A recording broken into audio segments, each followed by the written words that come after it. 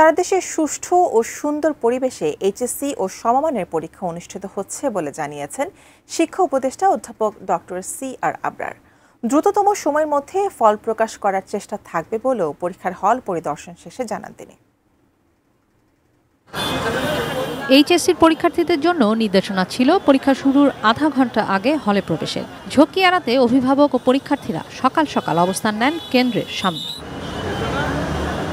৯ সাধারণ শিক্ষা বোর্ডের অধীনে ১৬০৫ কেন্দ্রে অনুষ্ঠিত হয়েছে প্রথম দিনে বাংলা প্রথম পত্র পরীক্ষা। এবারে সব মিলিয়ে পরীক্ষার্থী ১২.৫ লাখেরও বেশি। করোনার কারণে ২০২০-এ অটোপাস, ২০২১ থেকে ২০২৩ তিন ব্যাচ সংক্ষিপ্ত সিলেবাসে পরীক্ষা দেয়। ২০২৪-এ সংক্ষিপ্ত সিলেবাসে পরীক্ষা শুরু হলেও আন্দোলনের কারণে স্থগিত হয় সে পরীক্ষা। শাইনি চুলে এখন হবে সব হেয়ারস্টাইল। সিল্কোর দ্বিগুণ শাইনি চুল প্রতিদিন। রেজাল্ট হয় সাবজেক্ট ম্যাপিংয়ে। তবে এবারেও সংক্ষিপ্ত সিলেবাসে পরীক্ষা দিচ্ছেন শিক্ষার্থীরা।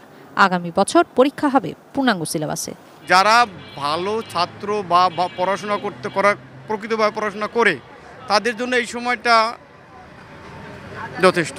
কখনো অটোপাস আমি সমর্থন করি না, কারণ মেধাই যদি না থাকে তাহলে পাশ করে লাভটা কি? মেধা দিয়ে পাশ করাটা সবচেয়ে উত্তম।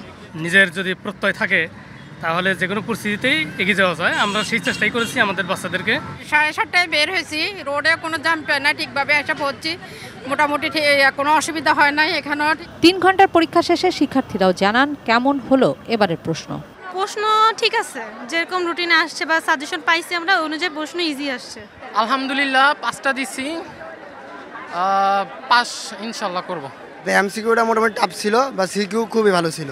এদিকে ভাষানটেক সরকারি কলেজ কেন্দ্র পরিদর্শন শেষে শিক্ষা উপদেষ্টা জানান নকল ও প্রশ্ন ফাঁস রোধে এসএসসি থেকে শিক্ষা নিয়েই সর্বোচ্চ সতর্কতা ও প্রস্তুতি নেওয়া হয়েছে। থ্রেট তো সবসময়ই থাকে, দুষ্ট চক্র তো সবসময় তারা চেষ্টা করবে এগুলো করতে, কিন্তু যেভাবে আমরা এসএসসিটা সামলেছি আশা করি এগুলো আমরা সামলাতে পারবো, এবং যতটুকু করণীয় মানে একেবারে ডিটেইল প্ল্যানিংয়ের মাধ্যমে সেগুলো করা হয়েছে।